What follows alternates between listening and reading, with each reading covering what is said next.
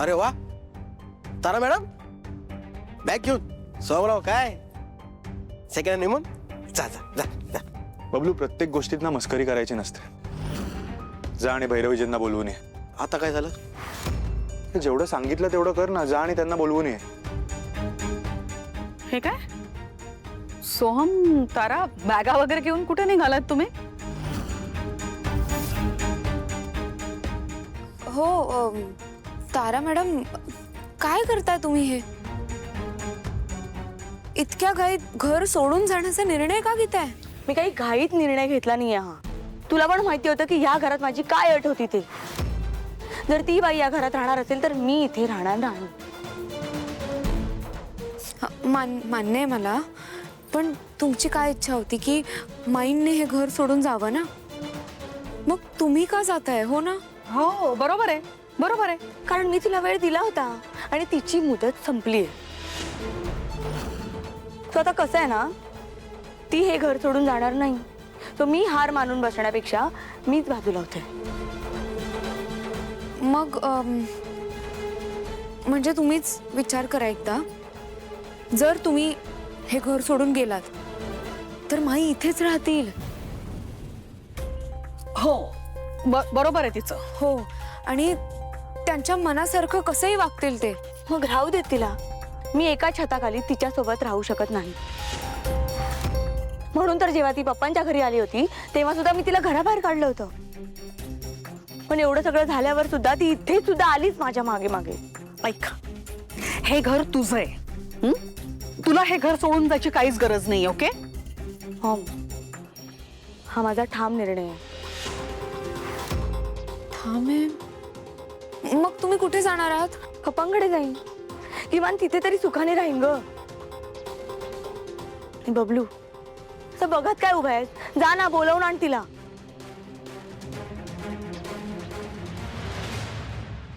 आता मी तिला शेवटची संधी देणार आहे. शेवटची. हा त्या घरात कोण राहणार आणि इथून कोण जाणार याचा निकाल आत्ताच लागेल.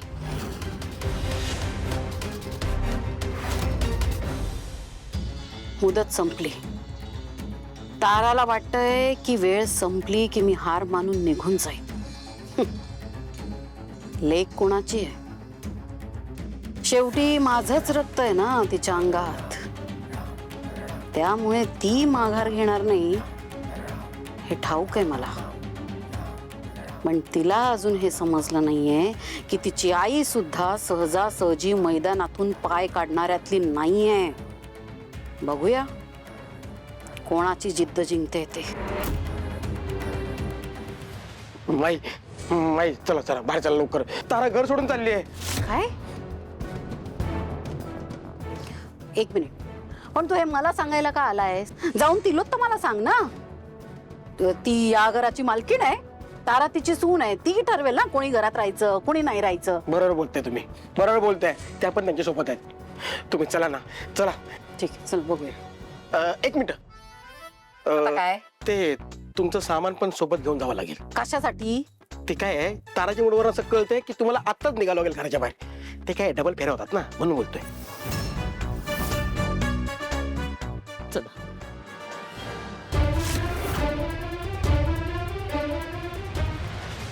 ऐक ना, तुझा राग, तुझा संताप मी अगदीच समजू शकते. मान्य आहे मला.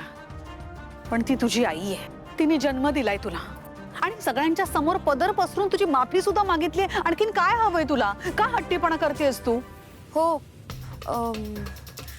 चुका माणसांकडूनच होतात ना. तुम्ही तुमच्या मोठ्या मनाने त्यांना माफ करून टाका. मी पण कधीपासून तेच सांगायचा प्रयत्न करतोय तिला. ऐक, एक काम कर, बॅग घेऊन जा, खोलीमध्ये ठेव. कोणी कुठे जाणार नाही. ओके? सोहम, मॉम, हे बघा, मी तुमचा शब्द मोडतेय असा अर्थ नका घेऊ. पण त्या बाईमुळे माझ्या आयुष्याचं वाटोळ झालंय आणि आता मला तिचा चेहराही बघायची इच्छा नाही. आणि जर ती या घरात राहणार असेल तर मला तिचा रोज चेहरा बघावा लागेल आणि ते मला मान्य नाहीये.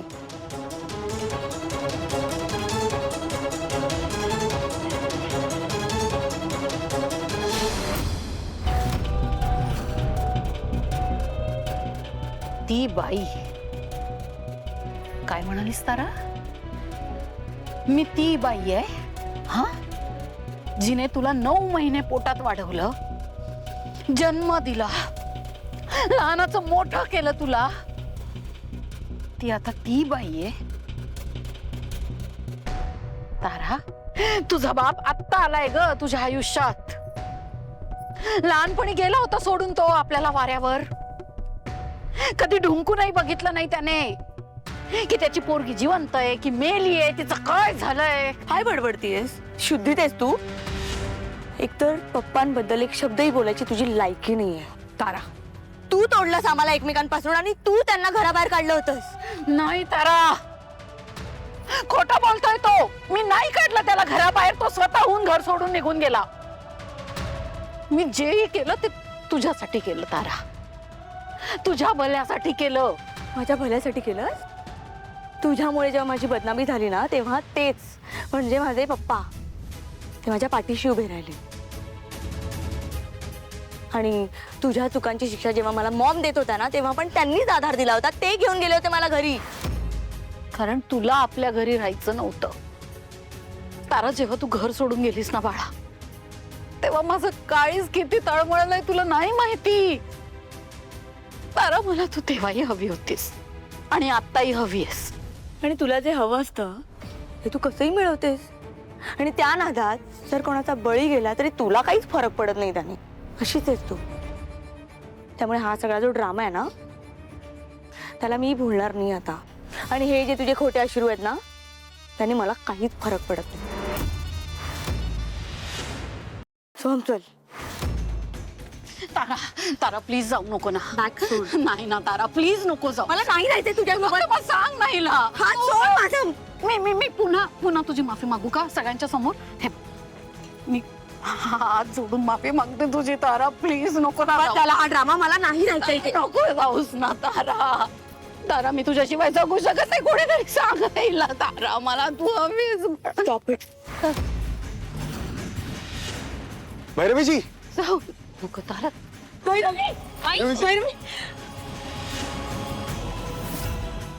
पाणी आण बबलू. हे घ्या, हे घ्या. भैरवीजी, भैरवीजी पाणी प्या. नको. तुम्ही अजिबात काळजी नका करू. आपण पटकन डॉक्टरांना बोलवूया. हो मी मी मी माझ्या डॉक्टरांना बोलवते. 1 मिनिट. हा डॉक्टर साखरे, डॉक्टर जरा लवकर या हो. मला खूप श्वास घ्यायला त्रास होतोय. छातीत थोडं चढतंय खूप. लवकर या. माई, तुम्ही साखरे डॉक्टरला एवढं लांबून का बोलवताय? नाही म्हणजे आपले फॅमिली डॉक्टर पण आहेतच की. ते साखरे डॉक्टरांपेक्षा लवकर आले असते हो ना? एक्झॅक्टली. नाही मला दुसरे कुठलेच डॉक्टर नकोय. मला डॉक्टर साखरेच हवेत. त्यांना माझी ट्रीटमेंट माहिती आहे. तेच काय ती ट्रीटमेंट करतील माझी. येतील. सावली, कशाला काळजी करतेस ग तिची एवढी? तुला माहिती ना ती कशी आहे. मी घर सोडून नाही जावा ना म्हणून हे सगळं चाललंय तिचं. तारा, काय बोलतेस तू? अगं त्यांची अवस्था बघ. सोहम, तू नाही ओळखत आहे तिला अजून. हा, मी हिच्या बरोबर आयुष्य काढलंय. नाटक आहेत सगळी हिची.